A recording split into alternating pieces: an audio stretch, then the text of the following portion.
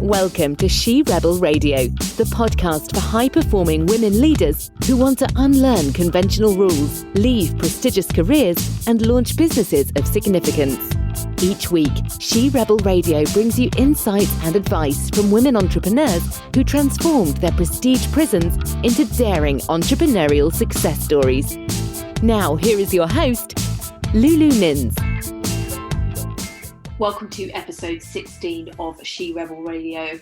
Why your gift is also your curse. And this is an episode, ladies, I've been meaning to do for quite some time, as it's a little one-liner I come out with quite frequently in the She Rebel Club, in the group, or with clients, etc., that I often say, yeah, that's why your gift is also your curse. So we're going to dive into a little bit of detail around that, and for you to get a totally different perspective, potentially on what your gift is and why it also is your curse.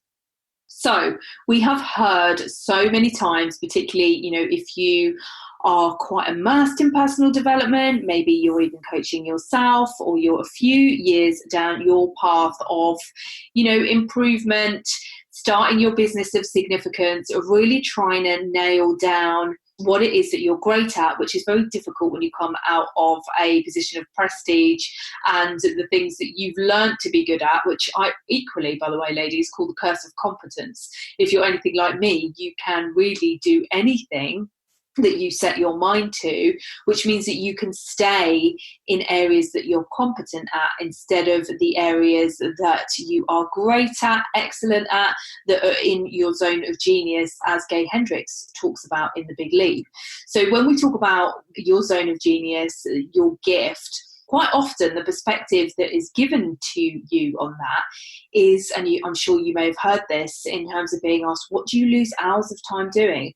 What do you do so naturally? You may have even gone and asked other people what it is that you are great at, what it is that they look to you for. You've gone through your old career, your current career maybe, and really started to dive into, what's the things that I'm good at and find easy. You've maybe even done all the personality tests, the Myers-Briggs, whether you're introverted or extroverted, etc. You have looked at what you're praised for, what you loved to do as a child, what you were asked to do at school, etc. But what about what it is that you're criticised for? What it is that you suffer with? I often joke that it's my mouth that has always got me into trouble. And as a youngster, as a teenager, it was never what I did, it was always what I said. And I say that to one of my beloved nephews, nieces, I'm not going to say which one.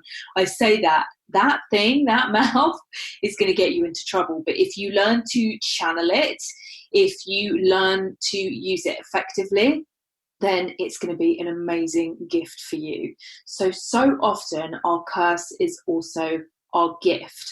So this mouth of mine, this opinionated, rule-breaking young lady, particularly with what I used to say to people, I'm very good at pissing people off. I've always been very good at pissing people off. And I have always had a little gift of also being a rebel, but not looking like one, which, really getting more of the rebel across in my brand this year, that was a real download moment. I was like, I've never looked like a rebel. That's why teachers at school used to say things like, I best not have seen what I thought I saw at lunchtime, Lulu. And if I got a detention, because I was always super academic, then, my maths teacher, for example, would be like, you in detention, you were bunking off school, because I never had that look of a rebel. But that's my gift as well. I'm a rebel underneath, but I don't look that way. And my gift, in terms of my mouth and my opinion and my perspective on things, yes, it used to get me into trouble, but it is actually always the thing that I have been paid for. And I laugh and joke that I only get paid to talk rubbish for a living. And that has always been, as a court advocate, as a coach, I almost get paid to be rude to people and tell them exactly how it is. And I was doing that from a very young age, really soaking up the overall perspective. My, intuitive patterning could just absorb a situation and just flip it around and give an opinion on it or a different perspective. And I was massively criticised for that and told off and got into trouble. As I said, I'm an empath as well, so I'm super sensitive. And I was also told off at school frequently in my earlier years for being too shy, for not wanting to step up and step out. So I was quite often actually chose for narrating. Funnily enough, I'm doing this podcast, and if you've listened to the first episode of Why She Rebel Radio, that this is something that I used to go off and do as a child anyway, almost to download my day, because I've also found school very difficult because of the rules, but I was academic and I had my amazing best friend, but also because of the group energy dynamics that I would find quite difficult. I didn't like being inside a box, and that has always been the case. So I would love to flip this round for you and for you to start asking yourself, actually, what is it I've always got into trouble for? What is it I've always been criticised for? And how can that maybe give you some signals, some signs of what actually your gift is? Because there cannot be a strength without a weakness.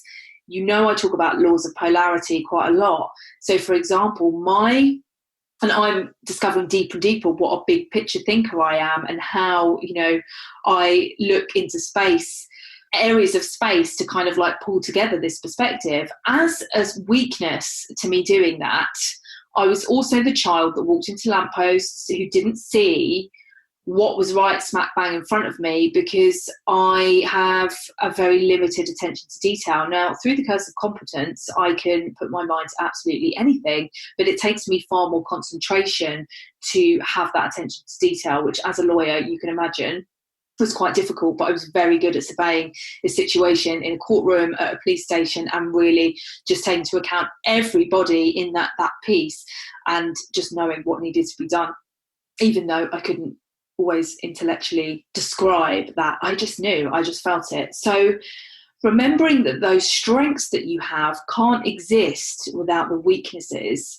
You think about empathetic people, it might be, that there's a lack of detail, or walking into lampposts. And then, another gift, it is kids, people with autism, such attention to detail and how things work.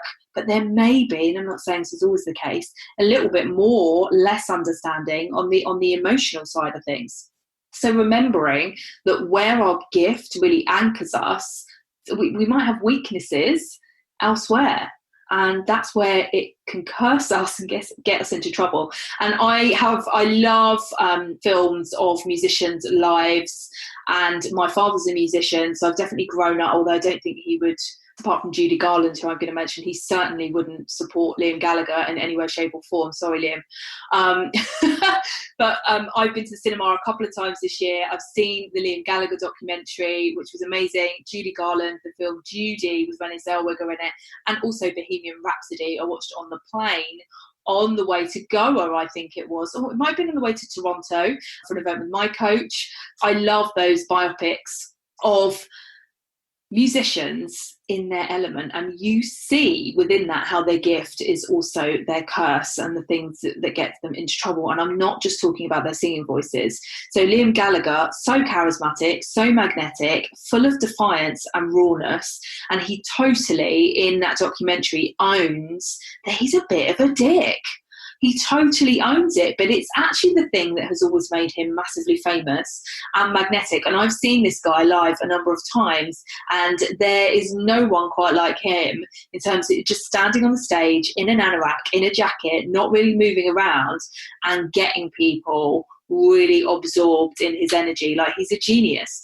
But the things that get him in the press are him being a bit of a dickhead. But that's his charisma.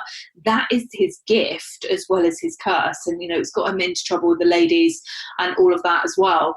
So Judy Garland, real Wizard of Oz, her youth, her innocence, her emotional openness, that actually that gift, that innocence that came across in her voice, watching that film, her life was very, very difficult, probably as a result of her youth and her innocence and her emotional openness in an industry that didn't give a shit about any of that. So that made it really, really tough for her. And then you've got Freddie Mercury, so different. He looked different. He was criticised for his teeth. He almost wasn't accepted into the band. but he was the genius in the band. And when he wrote and presented Bohemian Rhapsody, they were laughed out of a recording studio that no one had songs that long.